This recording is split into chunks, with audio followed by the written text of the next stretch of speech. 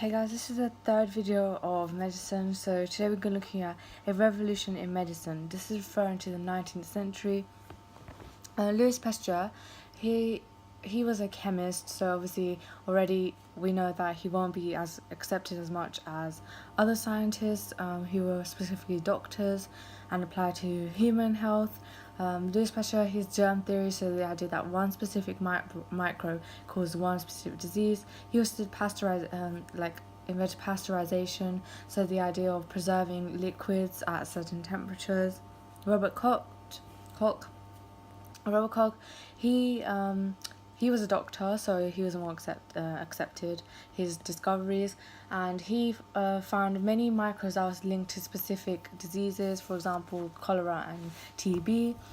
He also found a way to stain bacteria under a microscope. Paul Ehrlich, he was a companion of Robert Koch, and he worked alongside him. And Paul, he found the anti-diphtheria serum as well as the magic bullets, so how to target specific microorganisms. And he also found an effective treatment of syphilis, which was the STD. Miasma theory was the idea of bad smell caused bad disease. Spontaneous generation is the idea that microbes appear from anywhere. Anti-contagionists believe that infection was caused when the environment was harmed and spread via the environment. Contagionists believed that it spread via a person or a contact to bacteria. And quarantine is to isolate. Bastian and Tyndall. Sebastian, he believed in spontaneous generation, whereas Tyndall, he defended Pasteur's work and put his and Lister's work together.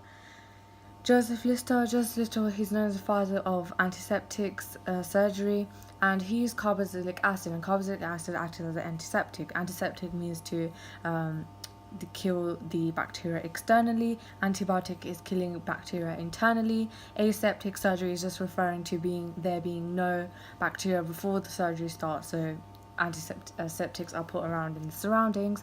And Joseph, he used steam sterilizers to sterilize everything with carboxylic acid, and this became known as aseptic surgery. And the positive impacts of this was the fact that along with anesthetics and antiseptics, they made surgery safer than ever, as well as the fact that now, obviously, like a less chance of infection, so less deaths, as well as more protective clothing being worn, so it's more hygienic. Negatives were the fact that more precautions had to be taken, so it was more time consuming because you had to spray everything with carboxylic acid. Another disadvantage was the fact that you had to take more precautions now, and it was much more expensive. Carboxylic acid often cracked your skin, and gloves, disease could be spread via your gloves. And also the fact that technology wasn't as reliable. Florence Nightingale, she encouraged being in a good space, which was well ventilated, and cleanliness, that was also encouraged for good health. She also wrote 2 books, so it's like 2 books, and she started up the first nursing home. The 2 books are based about nursing and hospital care. She also found some link between some poisonous gas that was released that was causing death. So she was also an influential individual. And Robert and Chine, so Robert linked Pasteur's and Koch's work together, and Chine, he translated the work into English, so again it was more understandable. Everyday remedies included opium and alcohol and cocaine given to children, and obviously this meant there's no regulations in what could be used in medicine. However, it did provide a larger market and it was more available. Recipe books became available. Obviously the danger was that children were given this and there was no production and control. And also another improvement was the fact that aspirin, which is also an a very effective medicine. Anesthetics numb pain, and they don't actually they alleviate the symptoms, so they allow you to go to sleep, so it allows surgeons to obviously spend longer, so that's a advantage of anaesthetic, so surgeons can spend longer. However, this does lead to fatal blood loss and more infections, so more prone. However, also the advantage is the fact that they could develop their skills because they're spending longer.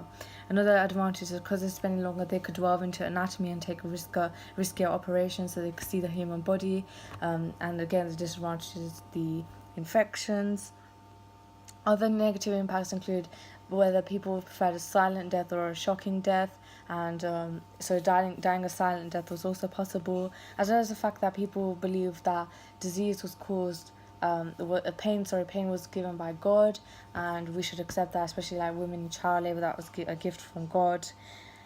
We also had some of the other positive impacts. For example, chloroform, which was accidentally discovered by James Simpson, was praised by Queen Victoria, so she encouraged the spread, and she used it in her child labour, and she called it the blessed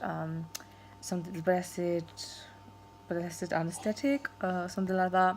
And Humphrey Davy, he discovered nitrous oxide, aka laughing gas. James Simpson, chloroform, and Johnson, he found the correct dosage. So again, dosage was a risk because he didn't. So that was negative because he didn't. So new hazards in industrial life include chimneys. So people had to go up to chimneys. So girls developed like Fossey jaw and other diseases. And food regulations obviously were not controlled. Any ingredients could be used. And the Danes were becoming more stinkier. This was known as a great stink because it wasn't cleared regularly, there was no sewage systems, and laws were passed to try and make a cleaner sewage system. Basil Gett, he was the chief engineer. He built embankments to try and clear the great stink, because people were very fearful because of miasma theory, as it caused disease. They knew it from the start. So they did see the link between miasma and disease. Far, he made registration of the birth records, death records, and the marriage and death certificates. Southward, he tried to study how poverty and disease were linked. Dr. Bernardo set up the Ragged School, taught skills to allow them to escape away from poverty and develop, as well as like free meals and go education.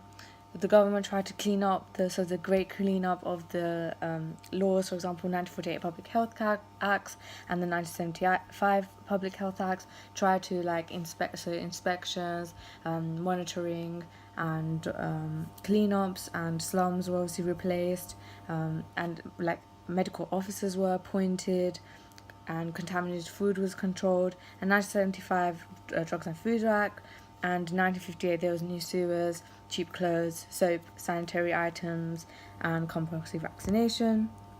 Cholera was caused by dirty water. John Snow identified the specific pump that was caused by causing the dirty water and linked to cholera. And Chadwick, he tried to like map out the stuff and use statistical methods.